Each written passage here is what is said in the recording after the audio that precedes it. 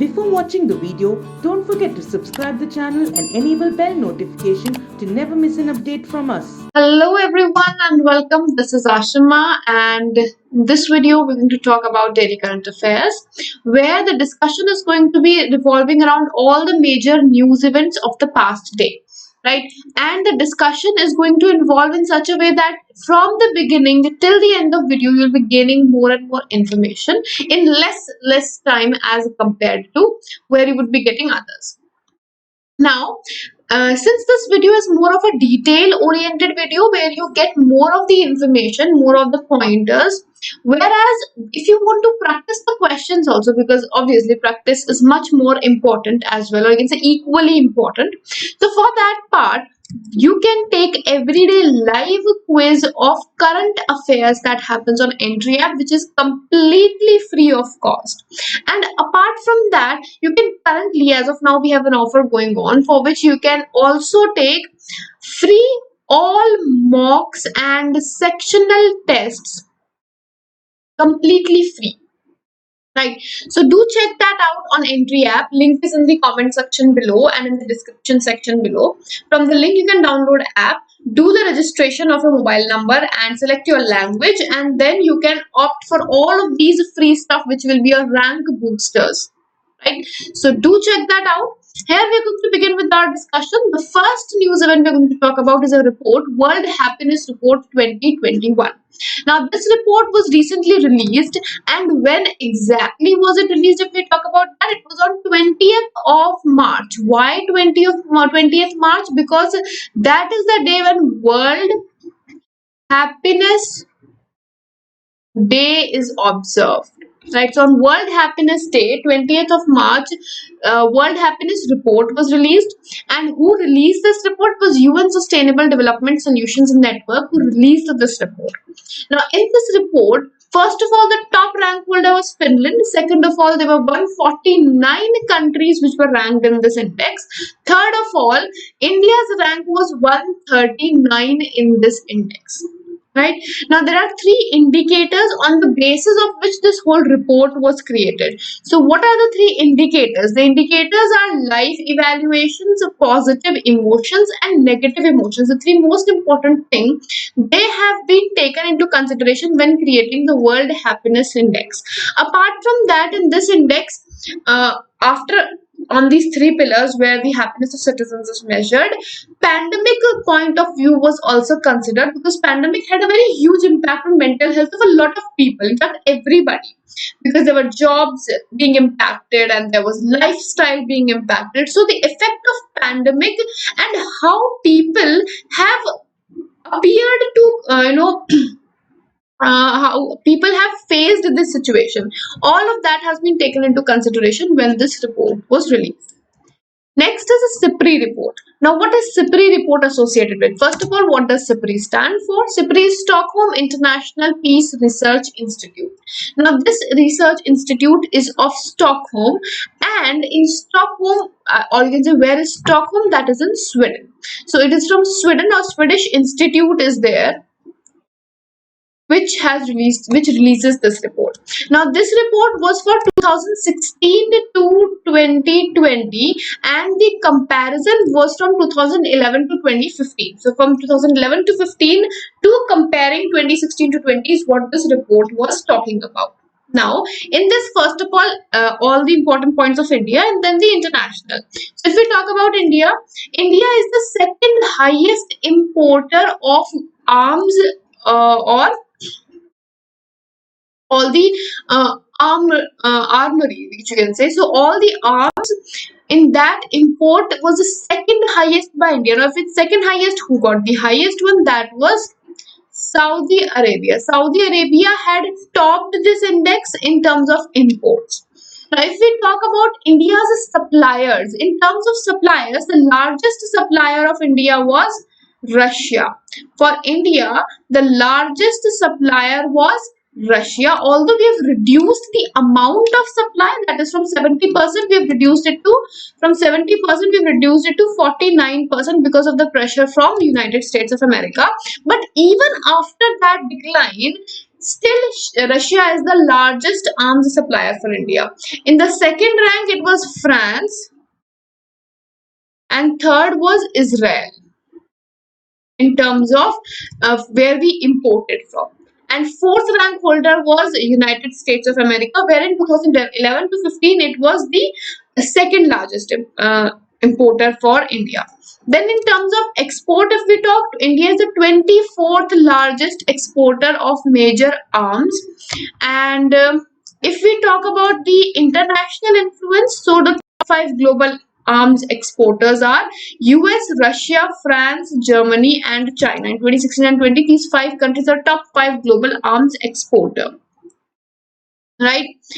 All right. And then if we talk about SIPRI is a Swedish institute and it was established in 1966. In 1966 in Sweden, this institute was established to provide data, analysis and recommendations on various policymakers and researchers and media analysis and all that stuff that is going on. Then 2020 World Air Quality Report. Now this air quality report was recently released, and who released this report? It was released by IQ Air. Right. Now, if we talk about this in this report, according to it, first of all, there was the capital cities and then there were cities that were ranked. So, in terms of cities, the most polluted city in the world is Xinjiang of China. This is the topmost polluted city. But on the same hand, if we talk about the world's most polluted capital city, if we are talking about capital city, then that is going to be New Delhi. Right? And in the top 10 pollutants, Delhi is ranked 10th most polluted city. Whereas if we talk about the 10 cities that are the top 10 cities which are there, in that only Xinjiang is of China, rest all the 9 cities are Indian cities. That is Ghaziabad, Bulandshahr, Birak Jalalpur, Noida, Greater Noida, Kanpur, Lucknow, Bhairavi and New Delhi. Right? All right. Then we have a new vehicle scrapping policy. Now, if we talk about the scrapping policy, this has recently been presented in the budget as of now. It's only presentation that is there. Further, what are the regulations that have been associated with it? We'll be having a look at that as well. So, having a look at it, first of all, who introduced it in the parliament was Union Minister of Road and Transport, that is Nitin Gadkari. Now, new vehicle policy, or you can say vehicle scrapping policy, was already proposed in the budget, which was announced recently in 2020. So in 2021. So in 2021 budget, already we had talked about scrapping. For that, regulations have been proposed. That is what regulations should be there. The first is 51 lakh of light motor vehicles which are 20 years old or more. They will all be scrapped, no option at all for light motor vehicles, right? Then if we talk about personal vehicles, all personal vehicles have to undergo a fitness test, and that has to be after 20 years. That is, once a vehicle completes 20 years, after that, all personal vehicles have to undergo fitness test. And if for subsequent 3 times they fail that test, then that vehicle is completely unfit and it cannot run on the roads. Right? Then similarly, this is for personal vehicles. On commercial lines, they will have to undergo after 15 years because the wear and tear is comparatively higher in commercial vehicles. Therefore, the time duration is comparatively less. And in both of them, it is the regulation same. That is, for 3 times it will be checked. 3 times consecutive failure. That means that vehicle cannot be seen on road. Right? Why is this vehicle scrapping policy being adopted?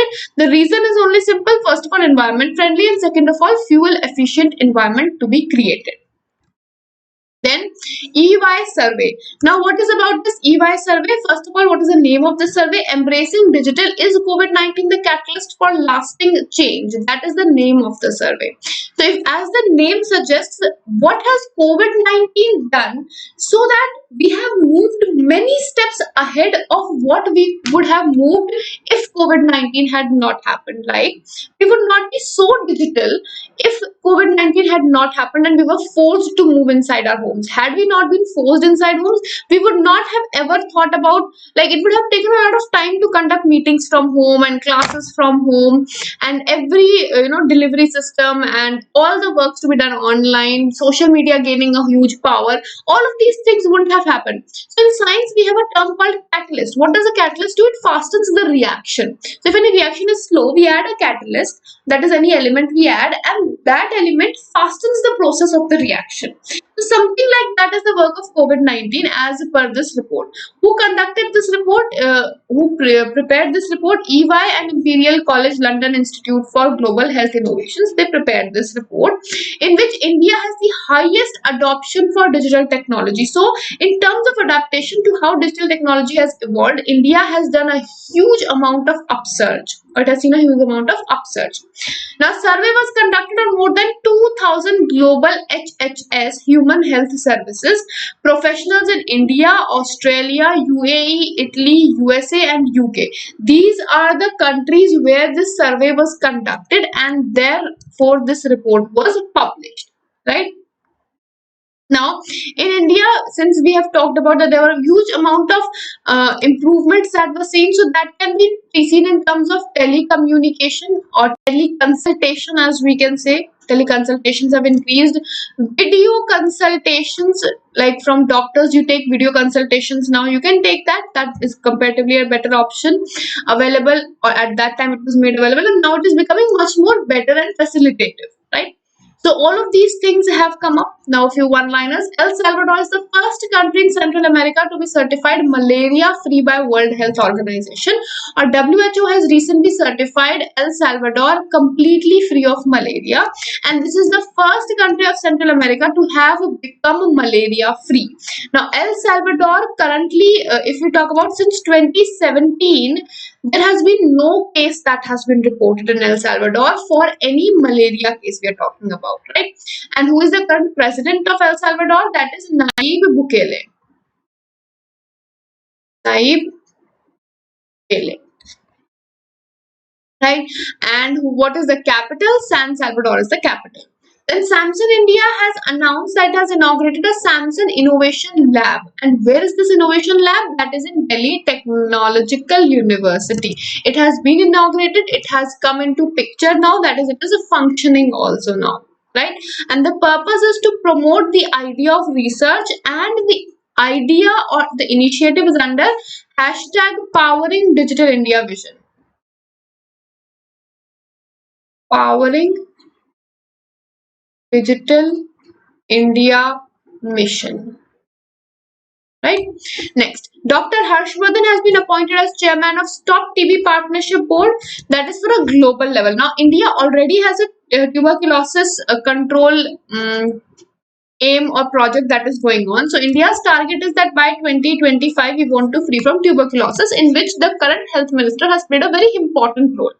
Right? Now, seeing the progress that he has done, he has also been appointed on this global body for how long? Till so from 2021 he has been appointed for a duration of 3 years. So his tenure is of 3 years as the chairman of Stop TB Partnership Board.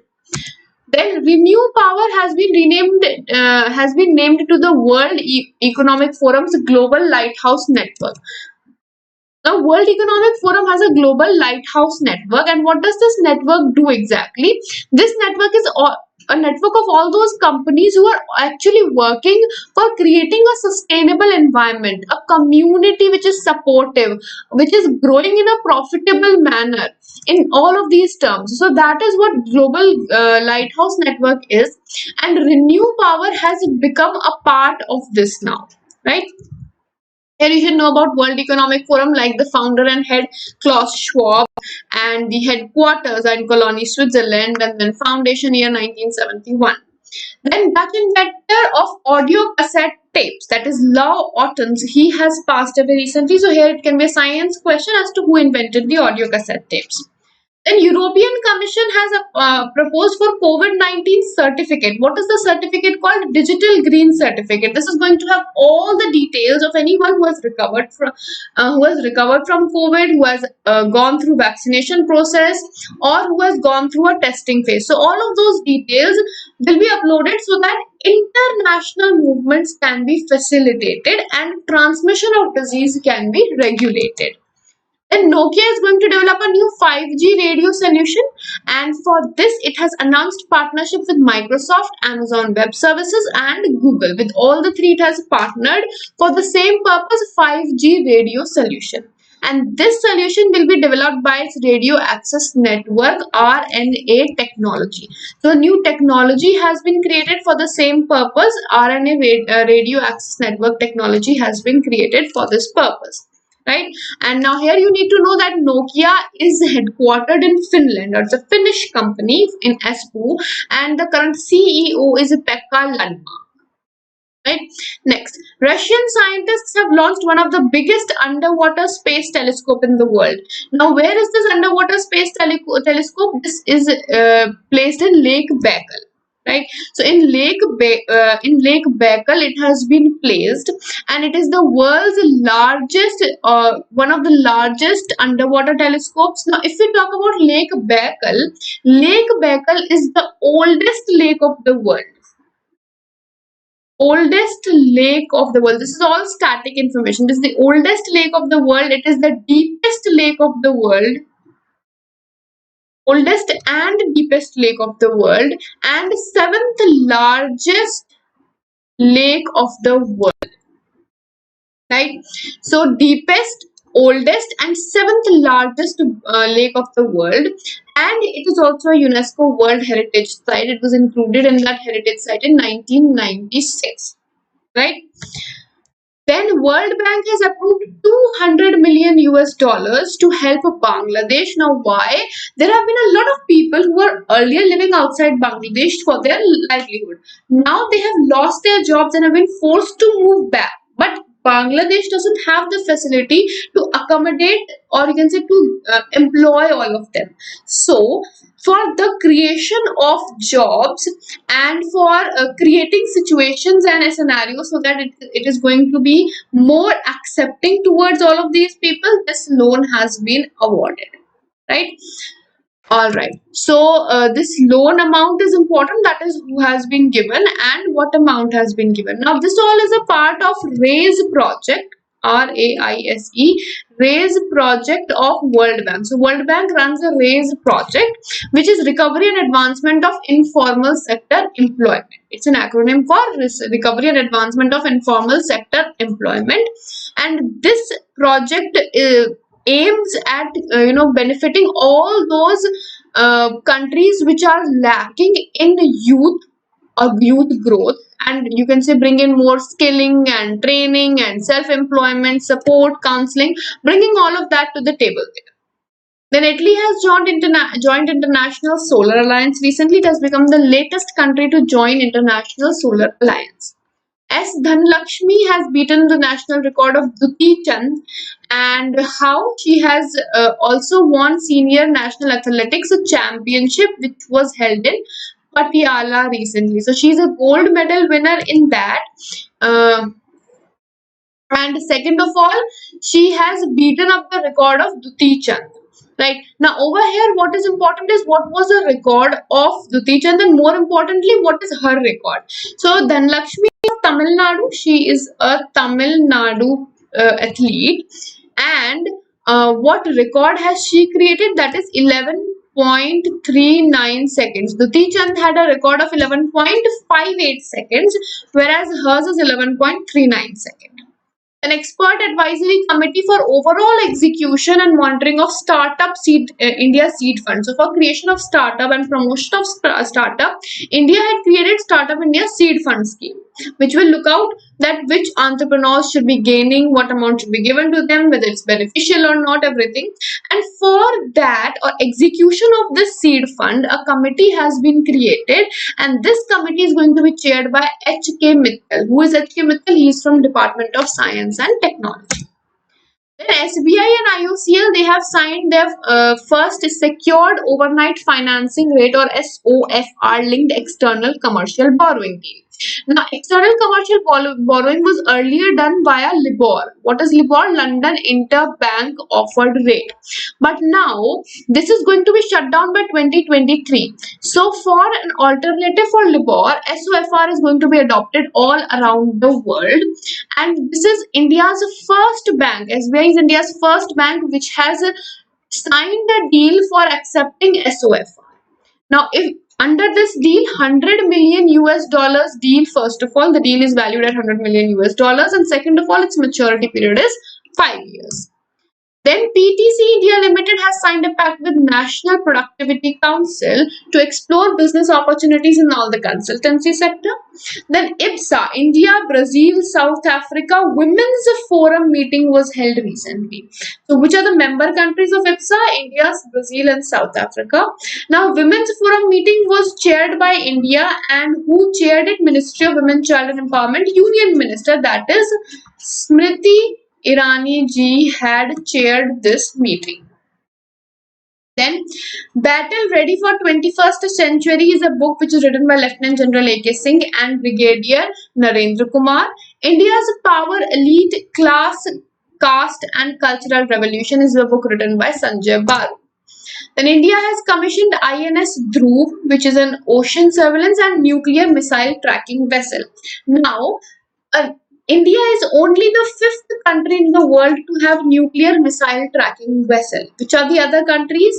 USA, China, France and Russia. These are the only 4 countries which have a missile tracking vessel, and now India has become the 5th country in the world to have its own nuclear missile tracking vessel. M.A. Ganpati has been appointed as Director General of National Security Guard (NSG). RBI has imposed a monetary penalty of 2 crores on State Bank of India. Why? Because of violation of Section 10 of Banking Regulation Act 1949. Here you need to know about RBI also, like Governor and Foundation Year, State Bank of India like Foundation Year, Chairperson and Headquarters. Now with this, we'll be winding up this segment, and I hope this session has been helpful and interesting for all of you. We'll see you tomorrow with a fresh set of news events and all the same details. Until then, goodbye, take care, have a wonderful day ahead, and don't forget to take the live free quiz and mocks, which are completely available free of cost to all of you. See you soon, goodbye, take care, and have a wonderful day ahead.